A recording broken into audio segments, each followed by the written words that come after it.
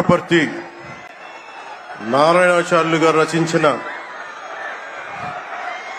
శివతాండవ కావ్యం పుట్టిన నేల, రచించిన నేల, తెలుగు భాష విలువను పెంచిన నేల, ఆడినమ్మ శివుడు పాడినమ్మ భవుడు అని శివతాండవాన్ని వినిపించిన నేల.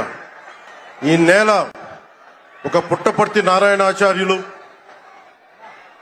కవి బళ్ళారి రాఘవ గారు లాంటి నాటకరంగ రచయిత, నటుడు, విధాన్ విశ్వం లాంటి మహానుభావులు, గజ్జల మల్లారెడ్డి గారి లాంటి కవులు, ఇలాంటి వాళ్ళందరూ పుట్టిన నేల.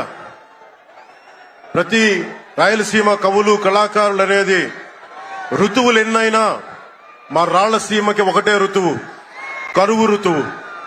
కాలాలు ఎన్నైనా మా రాయలసీమకి ఒకటే కాలం, ఎండాకాలం. దాన్ని మనం రూపుమాపే ప్రయత్నం చిత్తశుద్ధితో చేస్తోంది.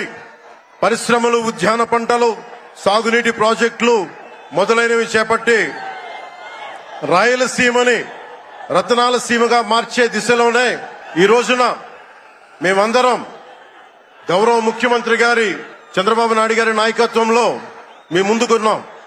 ఈ సూపర్ 6 కార్యక్రమం ఇన్ని వేల కోట్లు ఆర్థిక ఇబ్బందులుండి వీటన్నిటినీ ముందుకు తీసుకురాగలుగుతున్నామంటే మీ భవిష్యత్తు కోసం, యువత భవిష్యత్తు కోసం, మహిళల భవిష్యత్తు కోసం, ప్రతి ఆంధ్రప్రదేశ్ లో ఉన్న ప్రతి ఒక్కరూ బాగుండాలి, మీరు ఆనందంగా ఉండాలి. మీరే అన్నారు, ఆ రోజు మేము అడిగాం, రాష్ట్రం బాగుండాలి, యద్భావం తద్భవతి. మీరు ఎలా ఆలోచించారో మేమందరం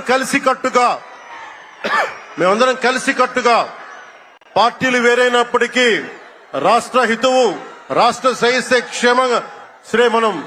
శ్రేయస్సును దృష్టిలో పెట్టుకొని ఈ రోజున మీ ముందుకొచ్చి ఇంత ఘన విజయంగా, ఇంత దిగ్విజయంతో ఈ సూపర్ 6 కార్యక్రమాన్ని మీ ముందుకు తీసుకొచ్చాం. దీని సూపర్ 6 కార్యక్రమానికి సంబంధించి భవిష్యత్తు రాయలసీమ వెనుకబాటుతనం గురించి, దానికి నీటి సౌకర్యాల గురించి, పారిశ్రామిక గురించి గౌరవ ముఖ్యమంత్రి గారు మాట్లాడతారు. నేను చెప్పదలుచుకున్నది ఒకటి, ఆరోగ్య బీమా పథకం సాకారం కాబోతుంది. ఒక్కొక్క పథకం ద్వారా ఒక్కొక్క కుటుంబానికి 25 లక్షల ఆరోగ్య బీమా వర్తిస్తుంది. అలాగే పర్యాటక రంగంలో కూడా మనకి దాదాపు 10,000 పైచులకు పెట్టుబడులు ఆకర్షిస్తున్నాం.